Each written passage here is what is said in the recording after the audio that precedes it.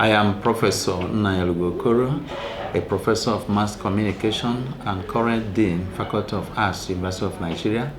I teach the following courses. I teach public relations, I teach advertising, I teach mass comm law and ethics, all in the Department of Mass Communication. I teach both courses at both undergraduate and postgraduate levels. Now, among the three courses, my special interest lies in advertising. Of course, you know that communication rules the world, but in advertising, it is actually perfected because you use communication to sell a product, service, or movement, ideas, even candidates for elections. So it's a very exciting area.